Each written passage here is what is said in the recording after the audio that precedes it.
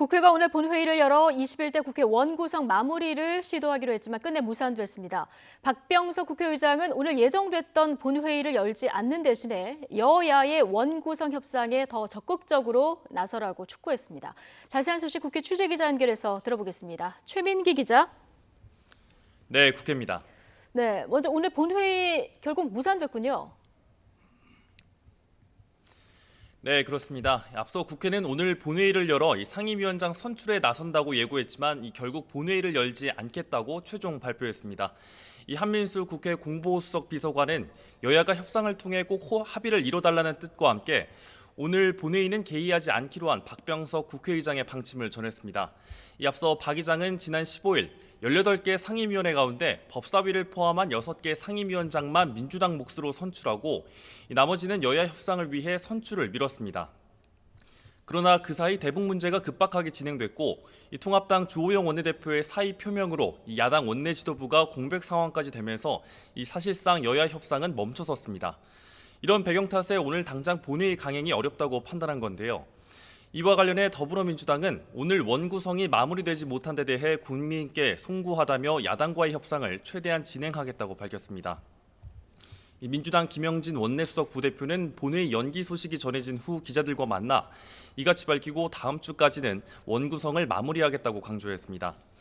미래통합당을 향해서도 지금은 국가가 비상 상황인 만큼 안보 관련 상임위에 우선 참여해달라며 함께 가동하자는 뜻도 전달했습니다.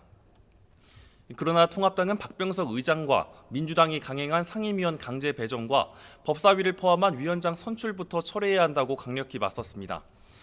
통합당 김성호 원내수석 부대표는 YTN과의 통화에서 지금과 같은 상임위 구성을 어떻게 인정할 수 있겠느냐며 그럴 거면 차라리 18개 상임위를 다 가져가 의회 독재를 펼치라고 비판했습니다.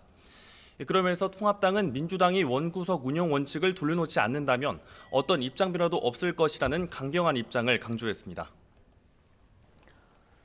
네, 일단 오늘 본회의는 미뤄졌고 그렇다면 국회 정상화 언제 될까요?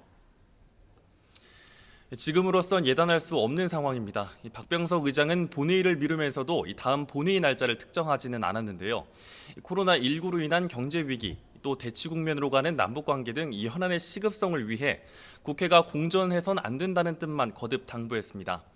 그러나 여야의 입장차는 전혀 좁혀지지 않고 있어서 향후 국회 일정은 불투명한 상황입니다. 우선 주호영 원내대표가 사퇴 표명으로 통합당의 원내 지도부가 공백 상태가 된 점이 매우 큽니다. 주 원내대표가 복귀하는 시점에 맞춰 여야 협상이 재개될 거란 관측도 나오지만 언제 돌아올지, 돌아오더라도 협상이 순탄하게 이루어질지는 장담하기 어렵습니다.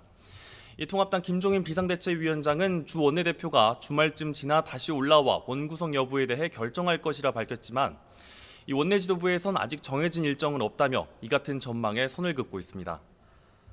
민주당은 협상을 해보겠지만 3차 추경이 시급한 만큼 원구성을 오래 끌기는 어렵다는 입장입니다.